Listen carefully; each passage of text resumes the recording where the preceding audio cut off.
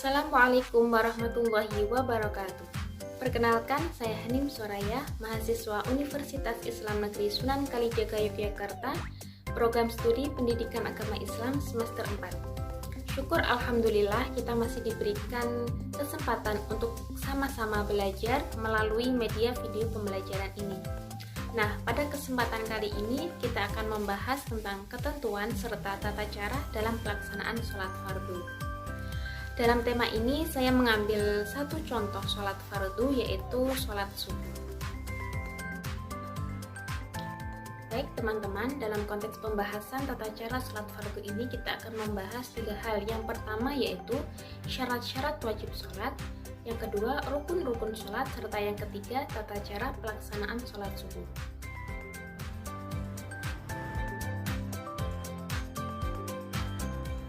Syarat-syarat wajib salat. Selanjutnya yaitu syarat-syarat wajib sholat. Apa itu syarat wajib sholat? Nah, syarat wajib sholat merupakan hal-hal yang mana perlu kita penuhi sebelum kita melaksanakan sholat tersebut. Syarat wajib sholat di sini dibagi menjadi tiga hal. Yang pertama yaitu Islam, yang kedua balik, dan yang ketiga berakal. Syarat yang pertama yaitu beragama Islam. Jadi ketika seseorang itu tidak beragama Islam atau non-muslim, maka tidak ada kewajiban untuk melaksanakan sholat. Namun perlu kita ketahui bahwa yang dimaksud di sini tidak diwajibkan untuk melaksanakan sholat, yaitu bukan serta-merta dibebaskannya dari tanggungan melaksanakan sholat. Akan tetapi ada beberapa ketentuan hukum yang perlu diketahui. Yang pertama yaitu hukum bagi orang kafir asli.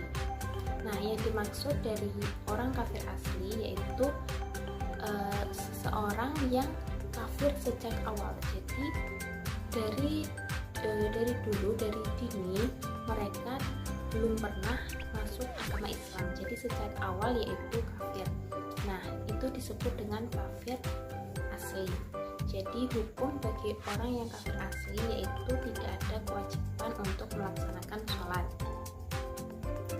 Namun dalam hal ini ada dua pendapat, yaitu yang pertama dari ashab Syafi'i, yang mana pendapat tersebut mengatakan bahwa orang kafir asli jika di kemudian hari mereka masuk agama Islam, itu tidak ada kewajiban untuk mengqadha sholat yang telah ditinggalkan sebelumnya.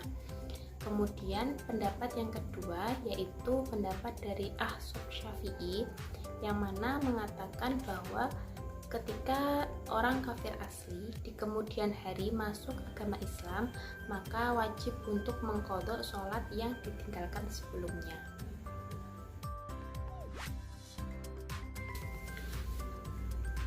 Yang kedua yaitu hukum bagi orang yang murtad.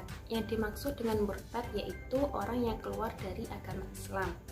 Nah, dalam hukum bagi orang murtad di sini yaitu ketika seseorang yang murtad di kemudian hari masuk kembali ke dalam agama Islam, maka memiliki kewajiban untuk mengqadha sholat yang mana ditinggalkan sebelumnya ketika orang tersebut dalam kondisi murtad.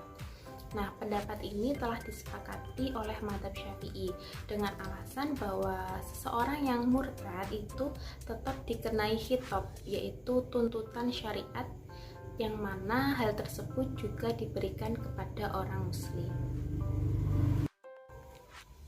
Yang ketiga yaitu hukum bagi orang yang jauh dari dakwah Islam. Misalnya yaitu ketika seseorang tinggal di puncak gunung dan tidak ada sama sekali dakwah Islam yang sampai kepadanya, maka orang tersebut tidak dituntut untuk melaksanakan syariat Islam. Namun ketika kedepannya orang tersebut mulai mengenal hukum-hukum Islam, mulai mendapatkan informasi pengetahuan tentang hukum-hukum Islam, maka orang tersebut wajib untuk mengqadha sholat yang ditinggalkan pada masa sebelumnya.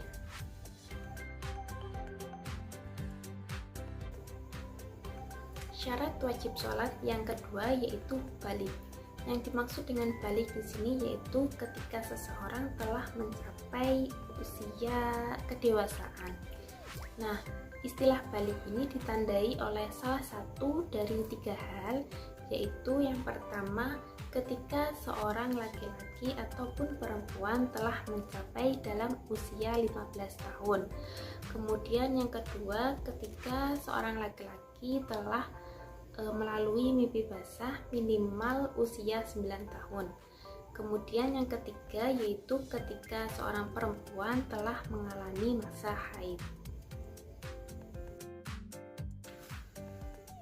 Syarat wajib sholat yang ketiga yaitu berakal.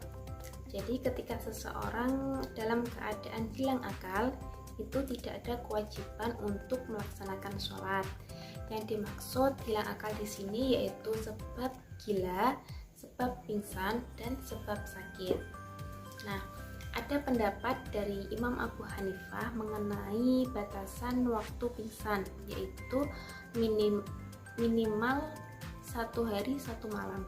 Jadi ketika seseorang pingsan kurang dari 1 hari 1 malam, ketika ia sadar maka wajib untuk mengqadha sholat yang telah ditinggalkan sebelumnya.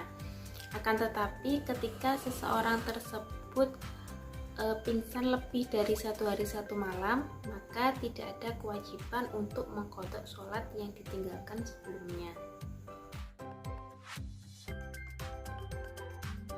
Rukun-rukun salat.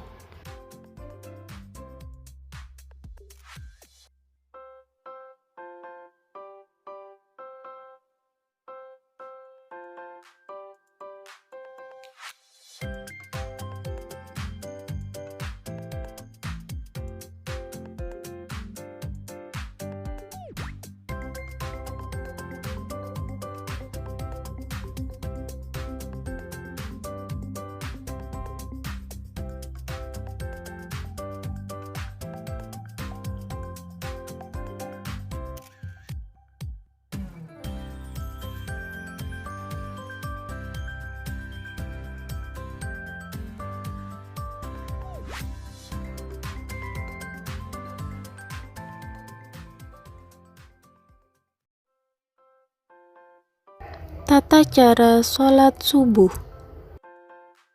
Yang pertama yaitu melafadzkan niat usolli fardhu subhi raka'ataini mustaqbilal qiblati adaan lillahi ta'ala. Kemudian takbiratul ihram sambil mengucap Allahu Akbar bersamaan di dalam hati mengucapkan niat sholat subuh. Kemudian tangan diletakkan di atas dada dengan posisi tangan kanan berada di atas tangan kiri. Setelah takbiratul ihram disunahkan membaca doa iftitah yang mana berbunyi kabira walhamdulillahi katsira wa subhanallahi bukratan wa asila inni wajjahtu wajhiya lilladzi fataras samawati wal arda hanifa musliman wa ma ana minal musyrikin inna sholati wa nusuki wa mahyaya wa mamati lillahi rabbil alamin la syarika lahu wa bidzalika umirtu wa ana minal muslimin. Setelah membaca doa iftitah, kemudian membaca surat Al-Fatihah dan dilanjut membaca surat atau ayat Al-Quran yang dihafal. Selanjutnya yaitu ruku sambil membaca doa Subhana rabbiyal azimi wa bihamdi sebanyak 3 kali. Kemudian yaitu iktidal, mengangkat tangan sambil mengucap sami Allahu liman hamidah dan membaca doa sebagaimana berikut. Selanjutnya yaitu sujud dan membaca Subhana rabbiyal a'la wa bihamdi sebanyak 3 kali.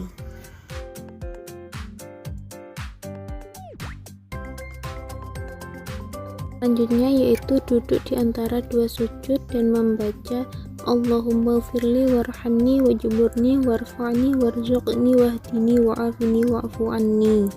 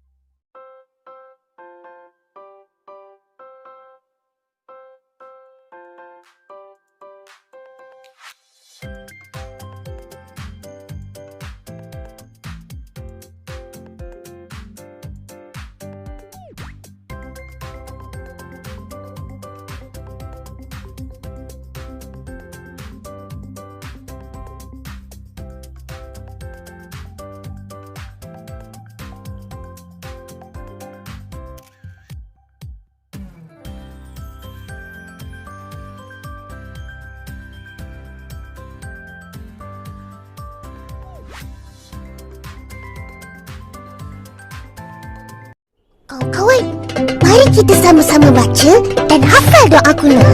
Bismillahirrahmanirrahim. اللهم اهدني فيمن هديت وعافني فيمن عافيت وتولني فيمن توليت وبارك لي فيما أعطيت وقني شر ما قضيت فإنك تقضي ولا يقضى عليك وإنه لا يذل من واليت ولا يعز من عاديت تباركت ربنا وتعاليت فلك الحمد على ما قضيت أستغفرك وأتوب إليك وصلى الله على سيدنا محمد وعلى آله وصحبه وسلم.